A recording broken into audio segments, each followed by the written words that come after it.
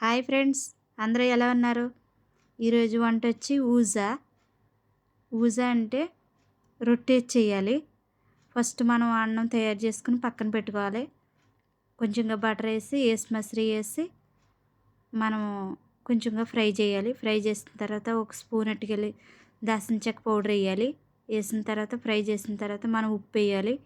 వేసిన తర్వాత సపరేట్గా కోడిని బాయిలింగ్ చేసుకోవాలి. బాయిలింగ్ చేసిన వాటర్తో మనం అన్నం వండాలి. అదే చికెన్ మళ్ళీ బోన్స్ లేకుండా తీయాలి. మనం తీసి అందులో కొంచెం ఉడికిన తర్వాత రైస్, అప్పుడు ఆ చికెన్ కలపాలి. అందులో బఠానీల గింజలు కూడా కలపాలి. ఓకేనా ఫ్రెండ్స్, అది అలా పక్కన పెట్టుకోండి. పెట్టుకున్న తర్వాత మనం రొట్టె తయారు చేసుకోవాలి. రొట్టెలో అన్నం పెట్టాలి. రొట్టె మనం ఇంట్లో తయారు చేసుకున్నా ఓకే, మనం లేకపోతే షాప్ నుంచి కొనుక్కున్నా ఓకే. దీని పేరు బప్పాస్ట్రీ అంటారు. నేను షాప్ నుంచే తీసుకొచ్చాను. అదిగో నేనైతే కోపలో పెట్టి తయారు చేస్తున్నాను. మీరైతే మీ ఇష్టం, మీరు ఎలా తయారు చేసుకుంటారో ఓకే, మీ ఇష్టం అది. నేను చిన్న స్మాల్ సైజు నేను తయారు చేస్తున్నాను. అందులో ముందు రొట్టె వేసి అందులో అన్నం వేసి ప్యాకింగ్ చేయాలి. మనం ఇంటికాడ హోటల్లో రైస్ ప్యాకింగ్ చేసినట్టే ఇక్కడ అన్నం ప్యాకింగ్ చేయాలి రొట్టెతోటి.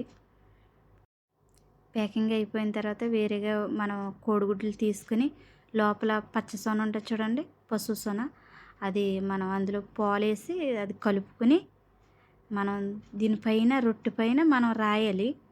రాసిన తర్వాత మనం ఉండలు మీకు ఎన్ని సైజులు కావాలో అన్ని సైజులు ఉండలు రెడీ అయిపోయిన తర్వాత అప్పుడు కోడిగుడ్డు రాయాలి పైన. రాసిన తర్వాత మనం పట్టుకెళ్ళి పిరన్లో పెట్టాలి. పిరన్లో ఎంతసేపు పెట్టాలంటే కింద అయ్యే వరకు మనం పిరన్లో ఉంచాలి. కింద అయిపోయిన తర్వాత అప్పుడు మళ్ళీ మనం పైన పెట్టాలి, పైన అయ్యే వరకును. అంతే తప్ప ముందు కింద పైన పెట్టేయకూడదు. కింద పైన పెట్టేస్తే మళ్ళీ రొట్టె అవ్వదు. మనం స్లోగా పెట్టుకోవాలి. ఓకేనా ఫ్రెండ్స్, నా వీడియో నచ్చితే లైక్ కొట్టండి. నా ఛానల్ సబ్స్క్రైబ్ చేసుకోండి. నేను కొత్తగా ఛానల్ పెట్టుకున్నాను ఫ్రెండ్స్, నాకు సపోర్ట్ చేయండి ఫ్రెండ్స్. తెలియనప్పుడు అయితే కష్టంగానే, తెలిసినప్పుడు వంటలు చాలా ఈజీ, చాలా సింప్లీ. మీరు కూడా ట్రై చేసి చూడండి ఫ్రెండ్స్. ఓకేనా, రొట్టేసి అన్నం చుట్టేదాన్నే ఊజా అంటారు ఫ్రెండ్స్. ఓకేనా, ఓకే బాయ్, థ్యాంక్ యూ.